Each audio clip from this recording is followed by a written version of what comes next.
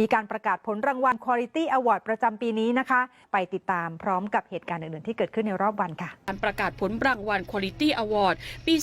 2019 ของนักธุรกิจและผลิตภัณฑ์ต้นแบบที่สร้างชื่อเสียงให้กับประเทศไทยซึ่งจัดขึ้นที่สถาบันวิจัยจุฬาภรณ์โดยมีพลเอกจิตรศักดิ์เจริญสมบัติที่ปรึกษาคณะกรรมาธิการพาณิชย์การอุตสาหกรรมและการแรงงานเป็นประธานในพิธีมีบุคคลสำคัญมากมายจากหลายหน่วยงานและองค์กรรับรางวัลนี้ในจำนวนนี้มีนักธุรกิจ2 คนที่นอกจากจะสร้างชื่อเสียงให้กับประเทศไทยได้รับรางวัลผลิตภัณฑ์ดีเด่นและสามารถต่อยอดผลิตภัณฑ์ที่เกิดประโยชน์ด้านกาแฟแล้วยังมีความดีเป็นจิตอาสาช่วยเหลือสังคมมาโดยตลอดรวมไปถึงการช่วยเหลือสนับสนุนการให้ทุนบุตรธิดาสื่อมวลชนด้วยทั้ง2 คนประกอบด้วยนายนพวิทย์และนายนพวัฒน์สัตย์เลิศพาย2 พี่น้องจาก Happy Coffee รับรางวัลครั้งนี้อันเป็นแบบอย่างที่ดีในสังคม